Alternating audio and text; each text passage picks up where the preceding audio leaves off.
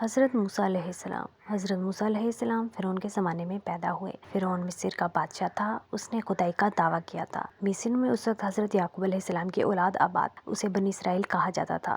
بنی اسرائیل لاکھوں کی تعداد میں پھلے پھولے۔ حضرت یوسف علیہ السلام کے دور میں مصر کا بادشاہ ایجاب بن ولید تھا، وہ آپ کے ہاتھوں پر مسلمان ہوا تھا۔ اس کے انتقال کے بعد مصر کے حکمران حضرت یوسف علیہ السلام بن گئے۔ آپ علیہ السلام کی وفات کے بعد قابوس مصر کا بادشاہ بنا۔ حضرت یوسف علیہ السلام کے زمانے میں شرک کی لعنت ختم ہو گئی تھی۔ قابوس نے اسے پھر سے شروع کر دیا، لیکن حضرت یعقوب علیہ السلام کی قوم نے اس کے شرک کو قبول نہ کیا۔ اس پر اس نے غیر ملکی خیال کر کے انہیں غلام بنا لیا اور ان سے سخت کام لینے لگا۔ اس کا انتقال ہوا تو اس کا بھائی ولید بن مسعب مصر کا بادشاہ بنا۔ مصر کے ہر بادشاہ کو فرعون کہا جاتا تھا۔ یہ فرعون پہلے سے بھی زیادہ ظالم تھا۔ اس نے کہا میں تمہارا رب ہوں۔ اس نے خدا ہونے کا دعویٰ کیا۔ اس نے حکم دیا کہ یہ لوگ مجھے سجدہ کریں۔ چنانچہ سب سے پہلے اس کے وزیر حامان نے اسے سجدہ کیا، پھر دوسرے وزیروں اور امیروں نے سجدہ کیا۔ جو لوگ دور دراز کے علاقوں میں رہتے تھے ان کے لیے اپنے مجسمے بنوائے۔ انہیں حکم دیا کہ تم ان مجسموں کے آگے سجدہ کیا کرو۔ بنی اسرائیل کے لوگوں نے اسے سجدہ کرنے سے انکار کیا تو اس نے حکم دیا تم نہ مجھے سجدہ کرتے ہو نہ میری تصویروں کو،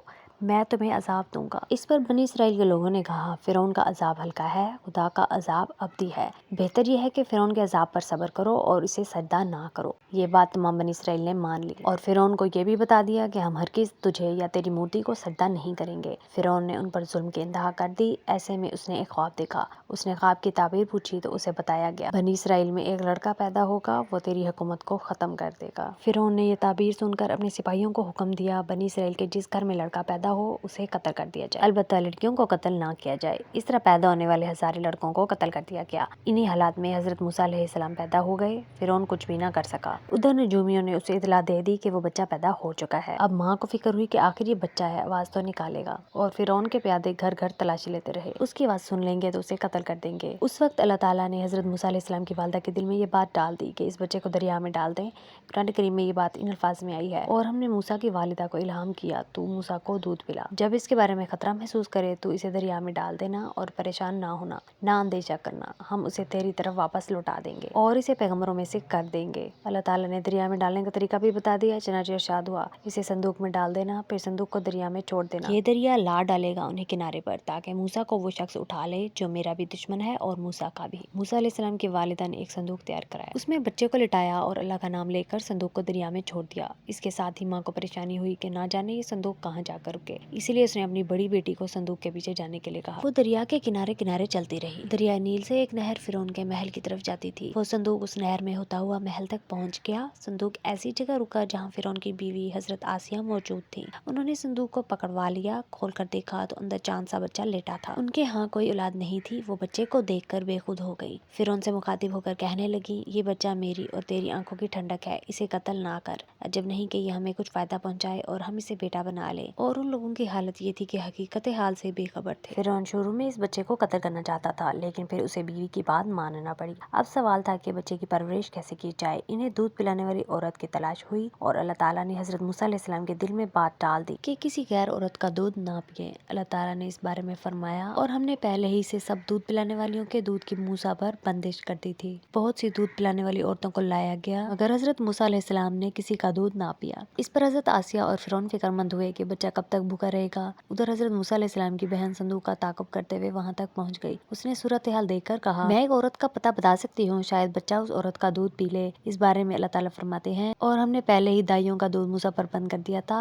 اس پر اس کی بہن بولی میں تمہیں ایک ایسے گھرانے کا پتہ بتا سکتی ہوں جو تمہارے لیے اس کی پرورش کر دے اور وہ اس کے خیر خواہ بھی ہوں۔ حضرت موسیٰ علیہ السلام کی بہن سے کہا گیا ٹھیک ہے، تم اس عورت کو بلا کر لے آؤ۔ آپ کی ہمشیرہ گئیں اور والدہ کو لے آئیں۔ والدہ نے جو ہی آپ کو گود میں لیا آپ دودھ پینے لگے۔ فرعون نے آپ کی والدہ کے لیے ایک اشرفی روزانہ مقرر کر دی اور کہنے لگا بچے کو یہی دائی دودھ پلائے گی۔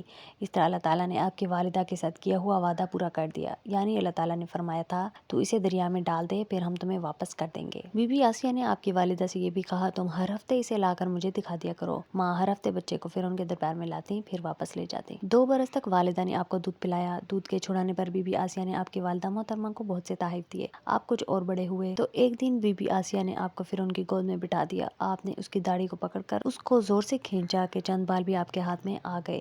فرعون غصے سے آگ بگلا ہو گیا. اس نے جلاد کو بلا کر حکم دیا, اس بچے کو لے جا کر قتل کر دو. بی بی آسیہ یہ سن کر پریشان ہوئی. انہوں نے فرعون سے کہا, یہ بچہ ہے, اسے کیا پتا, میں ابھی اس کا تجربہ کرا دیتی ہوں. یہ کہہ کر انہوں نے ایک تھال میں موتی منگوائے اور دوسرے میں آگ کے انگارے. اب حضرت موسیٰ علیہ السلام کو ان دونوں تھالوں کے پاس بٹھا دیا. مطلب یہ تھا کہ اگر بچے میں عقل ہوئی تو ظاہر ہے موتی اٹھائے گا, ورنہ انگاروں کی طرف ہاتھ بڑھائے گا. حضرت موسیٰ علیہ السلام نے موتی اٹھانے چاہے تو فوراً حضرت جبرائیل علیہ السلام نے ان کا ہاتھ آگ کے انگاروں کی طرف بڑھا دیا. آپ نے ایک انگارہ اٹھا کر منہ میں رکھ لیا, اس سے آپ کی زبان میں گرہ پڑ گئی. فرعون نے یہ دیکھا تو قتل کا ارادہ ترک کر دیا. اس طرح بی بی آسیہ نے آپ کو ظالم سے بچانے اور آپ کی تربیت میں اہم کردار ادا کیا. بی بی آسیہ ایماندار, نیک اور ولیہ عورت تھی, جبکہ ان کا خاوند اللہ کا باغی تھا. اور آخر فرعون کے محل میں رہتے ہوئے حضرت موسیٰ علیہ السلام جوان ہو گئے. آپ بہت خوبصورت تھے, لوگ آپ کو دیکھ کر اش اش کر اٹھتے تھے. ان دنوں بنی اسرائیل پر فرعون کی طرف سے ظلم و ستم کا بازار گرم تھا. آپ کے جوان ہونے پر اس قوم پر مظالم میں کمی آ گئی اور فرعون لوگوں پر ظلم کرنے میں احتیاط کرنے لگا, کیونکہ وہ سوچتا تھا کہیں ہمارے مظالم سے موسیٰ علیہ السلام ناراض ہو کر ان کی حمایت نہ کرنے لگے. حضرت موسیٰ علیہ السلام کسی پر ظلم ہوتے دیکھنا پسند نہیں کرتے تھے. آپ کے اس دور کے بارے میں اللہ تعالیٰ فرماتے ہیں, اور جب موسیٰ اپنی جوانی کو پہنچے اور شباب کے کمال کو پہنچ گئے تو ہم نے انہیں صحیح فہم اور علم عطا کیا, اور ہم نیک چلن اختیار کرنے والوں کو ایسا ہی صلہ دیا کرتے ہیں. پھر ایک دن ایسا ہوا کہ حضرت موسیٰ علیہ السلام شہر کا گشت لگا رہے تھے. آپ کی عادت تھی کسی پر ظلم ہوتا دیکھتے تو ظالم کا ہاتھ روک لیتے تھے. گشت کے دوران آپ نے دیکھا کہ ایک فرعونی کسی اسرائیلی سے لڑ رہا ہے. وہ اسے بری طرح مار رہا تھا اور گھسیٹ رہا تھا. آپ نے یہ منظر دیکھا تو رک گئے. ادھر اسرائیلی پر آپ کی نظر پڑی تو پکار اٹھا, اے موسیٰ میری مدد کیجیے. ایک تو وہ بیچارہ مظلوم تھا, دوسرا تھا بھی اسرائیلی. آپ یہ برداشت نہ کر سکے, آگے بڑھ کر قبطی کو روکا, اسے سمجھانے کی کوشش کی. قبطی ظلم سے باز نہ آیا. جب آپ سمجھاتے سمجھاتے تھک گئے اور اس نے آپ کے سمجھانے کا کوئی اثر نہ لیا تو آپ کو غصہ آ گیا. آپ نے غصے کی حالت میں ایک مکہ اسے دے مارا. وہ اس مکے کی تکلیف برداشت نہ کر سکا اور مر گیا. آپ کی نیت اسے جان سے مار ڈالنے کی نہیں تھی, اتفاقیہ حادثہ پیش آ گیا تھا. اس پر آپ کو بہت افسوس ہوا. آپ نے اللہ تعالیٰ سے اپنے اس فعل کی معافی مانگی. قبطی کے قتل کی خبر پورے مصر میں پھیل گئی. کسی کو یہ پتا نہیں تھا کہ اسے مارا کس نے ہے. آخر قبطی کے عزیز رشتہ دار فریاد لے کر فرعون کے پاس گئے. اس نے کہا, جب تک قاتل کا پتہ نہ چل جائے میں کچھ نہیں کر سکتا, لہٰذا تم لوگ پتہ چلا کر مجھے بتاؤ تاکہ میں مجرم کو سزا دے سکوں. دوسرے دن حضرت موسیٰ علیہ السلام پھر گشت پر تھے. وہی اسرائیلی کسی دوسرے قبطی سے جھگڑتا نظر آیا. اس نے حضرت موسیٰ علیہ السلام کو دیکھا تو کل کی طرح پھر مدد کے لیے پکار اٹھا.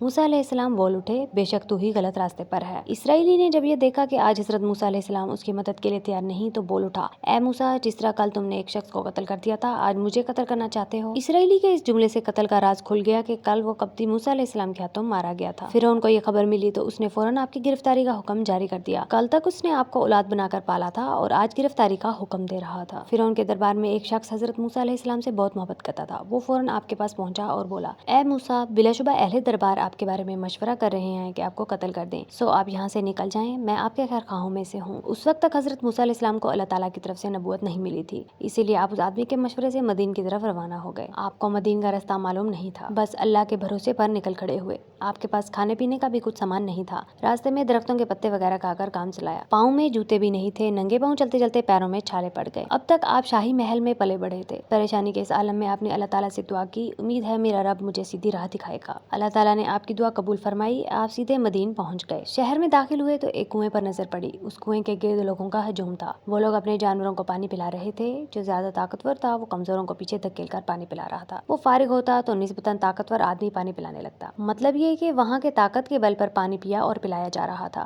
کمزور پیچھے رہ جاتا تھا. اس سے آپ نے اندازہ لگایا کہ ان لوگوں میں انصاف نہیں ہے, نہ ان میں ہمدردی اور اثار کا جذبہ ہے. ایسے میں آپ کی نظر دو لڑکیوں پر پڑی.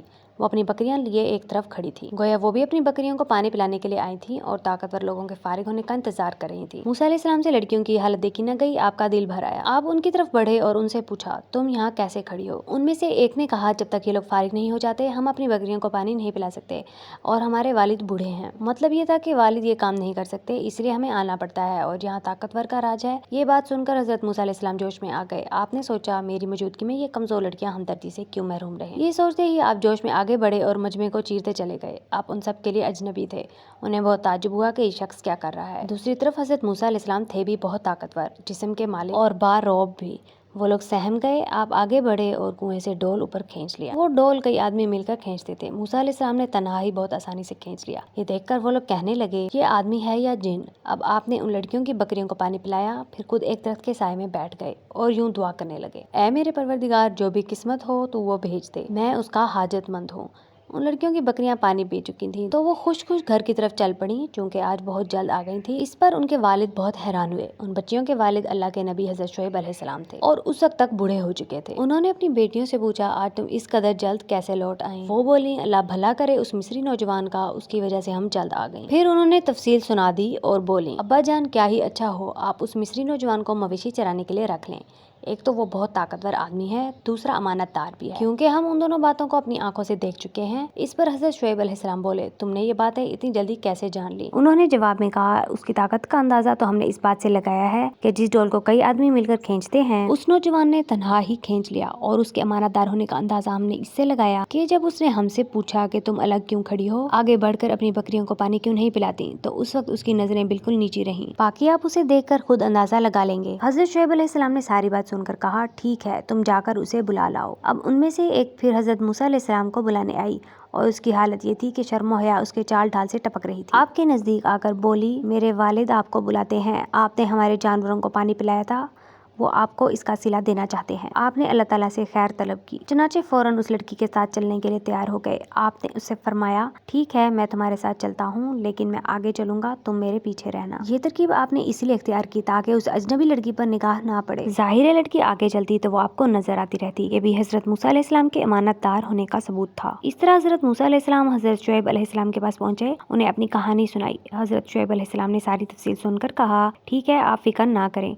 डरने की जरूरत नहीं। ये मदीन है जो मिस्र की हदूद से बाहर है, यहाँ फिरौन की हुकूमत नहीं। फिर मदीन और मिस्र के दरमियान काफी फासला है। हजरत शुएब अलैहिस्सलाम हजरत मूसा अलैहिस्सलाम को देखते ही समझ गए थे कि हजरत मूसा अलैहिस्सलाम कोई आम शख्स नहीं है। चनाचे उन्होंने कहा, मैं चाहता हूँ अपनी दोनों बेटियों में से एक से आपका निकाह कर दूं, लेकिन शर्त यह है कि आप 8 साल तक मेरी मुलाजमत करें और अगर 10 साल पूरे कर लें तो ये आपकी तरफ एहसान होगा। साथ में हजरत शुएब अलैहिस्सलाम ने यह भी फरमाया, मैं आप पर कोई मुशक्कत नहीं डालना चाहता, आप मुझे इंशाअल्लाह सौलेकार, अच्छा और भला आदमी पाएंगे। ये कहने से हजरत शुएब अलैहिस्सलाम का मकसद ये था कि मैं आपसे कोई सख्त खिदमत नहीं लूंगा, यहाँ रहकर आपको तजर्बा हो जाएगा, मैं बुरी तबीयत का मालिक नहीं हूँ, अल्लाह के फजल से मैं नेक बख्त हूँ। आखिर हजरत शुएब अलैहिस्सलाम और हजरत मूसा अलैहिस्सलाम के दरमियान मामला तय हो गया। उसके मुताबिक आप अपना काम करने लगे। बकरियां चराना दरअसल अंबिया अलैहिस्सलाम की सुन्नत है, इसीलिए हजरत मूसा अलैहिस्सलाम से भी ये काम लिया गया। आपने 10 साल तक ये खिदमत अंजाम दी। फिर हजरत शुएब अलैहिस्सलाम ने अपनी बेटी की शादी उनसे कर दी। ये सब काम आपको नबूवत मिलने से पहले के हैं। अब चूंकि आपको अपनी वालदा से मिले बहुत अरसा हो गया था, इसीलिए आपने हजरत शुएब अलैहिस्सलाम से इजाजत ली। आपने उन्हें अपनी बेटी को साथ ले जाने की इजाजत दे दी। उन्होंने बकरियों का एक रेवड़ और कुछ सामान भी साथ लिया। इस तरह आप मिस्र की तरफ रवाना हो गए। सर्दी के दिन थे, रास्ता नया था, बीवी साथ थी, बकरियों का रेवड़ भी साथ था। ऐसे में आपकी जोजा हजरत मरियम की तबीयत खराब हो गई। शदीद सर्दी की वजह से आग की जरूरत महसूस हुई। ऐसे में उन्हें एक तरफ आग नजर आई। उन्होंने अपनी बीवी से कहा, तुम यहाँ ठहरो, मैंने उस तरफ आग देखी है, मैं तुम्हारे लिए कुछ आग लाता हूँ, हो सकता है वहाँ कोई रास्ता बताने वाला मिल जाए। इससे पहले आप चकमाक से रगड़कर आग जलाने की कोशिश करते रहे थे। आग ना जल सकी, इसीलिए उन्हें उस तरफ जाना पड़ा जिस तरफ आग नजर आई थी। आग देखकर आपको खुशी का एहसास हुआ था, क्योंकि आपका ख्याल था कि आप रास्ता भूल गए हैं। वहाँ पहुंचकर आपने कुदरत का एक अजीब नजारा देखा। कोहे तूर पर एक दरख्त में बहुत जोर की आग लगी हुई थी। आग जिस कदर भड़कती थी, दरख्त उतना ही सरसब्ज नजर आता था। मतलब ये कि उस आग से दरख्त जल नहीं रहा था, सरसब्ज हो रहा था। इससे ज्यादा अजीब नजारा और हो भी क्या सकता था। अब मूसा अलैहिस्सलाम आगे बढ़े। वो सोच रहे थे कोई जलती हुई शाख नीचे गिर जाए तो वो उसे उठाकर ले जाएंगे। वो जूं जूं आगे बढ़ते गए, दरख्त आगे सिरकता गया। हैरत के इस आलम में एक आवाज आई, ऐ मूसा, यकीनन मैं तेरा रब हूँ, सो तू अपनी दोनों जूतियां उतार दे, क्योंकि तू तोआ नामी मुकद्दस मैदान में है। उस वक्त हजरत मूसा अलैहिस्सलाम ने कहा, मैं हाजिर हूँ, मैं तेरी आवाज सुनता हूँ, आहट भी पाता हूँ, मगर ये दिखाई नहीं देता कि तू कहाँ है।